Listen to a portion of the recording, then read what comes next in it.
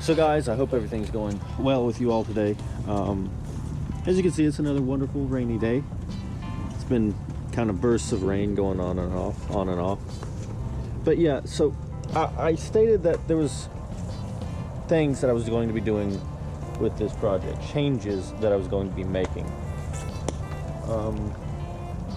But before I do anything with this, I want to address another thing that is becoming a bigger and bigger looming issue with this whole thing that I did not even touch in the last video. And that is how I have this propped up right now. Some very well OSHA approved, I'm really sure, cinder blocks. As you can see, this one right here is just starting to absolutely disintegrate over time under weather conditions and changing weather conditions and weight of the car. This one's starting to sink under or into the ground as it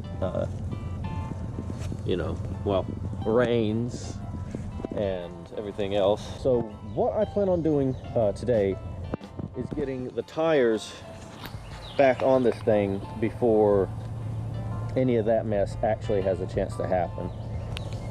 So bear with me, I'll be right back with you, and we're going to start that whole process.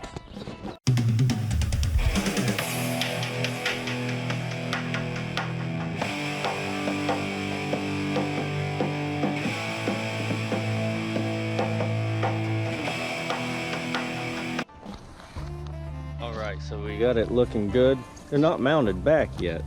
We just got this looking nice. And stance, man. Look at that stance. Like, oh, that. Just perfection. But no, no hate. Stancing's just not my taste. But if it floats your boat, then it floats your boat. Great. Good for you. But just imagine getting these back on and just...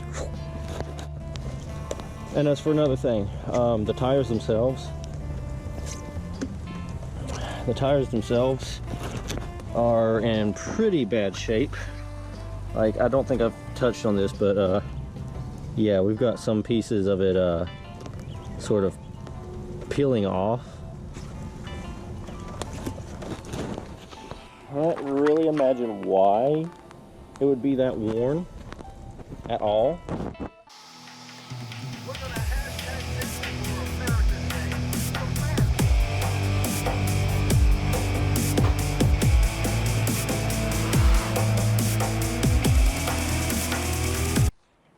I might have a small idea.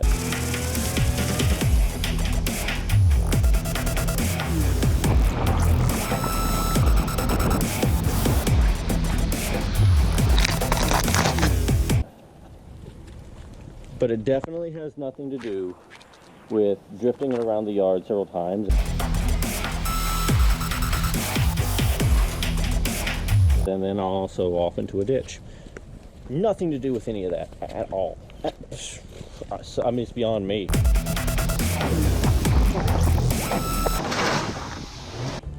It couldn't be that. I don't know. I just don't know though what it is. In all seriousness though, I have to find my wrench and stuff right quick, which we know will be anything but right quick, because that's how things go when you're messing with cars. I have to go quickly find that tool, and it's never where you left it. Actually, I already searched for it beforehand, and it's not where I left it. So that's already a thing. If I can find my wrench and the socket I need for the job, then this will be no problem. And oh, well. So in all seriousness, we know it's not that easy. The following clips will be just like little tidbits of goings on while I was fixing it up. I wanted to say that I've started trying to make it a habit to carry one of these on me at all times, a multi-tool, because it's handy when you have like just those little tiny things that you need done, and don't know where the specific tool is or have time to go digging for something else. This, for example, like, you could try and dig at it with your hands, and you might be lucky enough to get into that little spot with your finger or whatever and pop it up. Or you could have your multi-tool ready, and you could just dig out. You could just dig out your little flat head side right here. Pop it right under there, and just give it one nice little like, and voila, and your lug nut cover is off. Just as easy as that. You can go around to all of them and just get up under there, pop it right off. Since this has sunk so much over time, it's no longer jacked up to the height where I can easily slide this thing on. So it will be a hassle to get it. It will be a hassle, to say the least, to get it to slide on there. I have a couple of options though. I could either dig a little bit of a pit, so that way I have the clearance, or I could jack it up just a little bit to get it back up to the right height and get it back on there. Or I could fight with it as is, or I could leave it alone for now. Those are my few options. I think I'm going to revisit this in just a moment. So coming back to it now. Yeah, I forgot what this thing does look like with wheels on it, and I gotta say, they look pretty nice.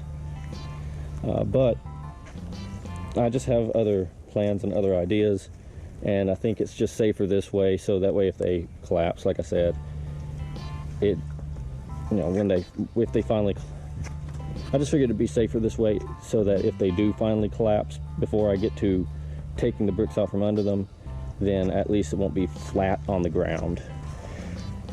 So that said, we still have this situation to take care of if we're going to I guess basically do anything with it with any ease. Even if I were to pull the engine or whatever, this would need to come off. That's basically everything for this particular entry. I just wanted to get the wheels back on, and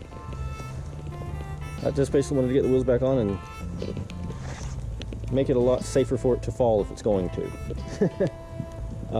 I'm hoping that maybe tomorrow I'll maybe get the jack back, or figure out some way to get the bricks out from under it, and basically that's it. So it isn't back the next day, and I am going to go get my jack back, which my best friend, brother, you could even say, I let him borrow it a few months back to get some tires changed off on a truck. So I'm going over there to get that back, and he's going to have lunch with me, and we're going to fix that little on the block issue with the Chrysler. I caught up more in conversation and just doing, and kind of forgot to record, even though that was the whole, well, that wasn't the whole point, I guess, but that was part of the point. But yeah, we got it done. 300 is back on the ground now. We finally have this thing landed after a year, I think, being up on blocks. This side is still, of course, going to be sagging really low. More about this in a minute. Nothing bad this time, I promise. But it's going to be sagging naturally because of that control arm being kind of messed up. So you kind of got this like slight, I don't know if you can really tell, this slight sort of dip on that side. But yeah, it's back on the ground, ladies and gentlemen. It's finally back on the ground with its wheels and tires back on and everything. And honestly, they're like the nicest looking thing on the Chrysler right now, because it has been just sitting here getting weather beaten. I didn't cover it up or nothing, and it's kind of my fault. It really is. But again, it doesn't, I don't think, really matter, because we're going different directions. We're going to make different strides. Now back to the other thing. This, why is this farther out now, you're asking?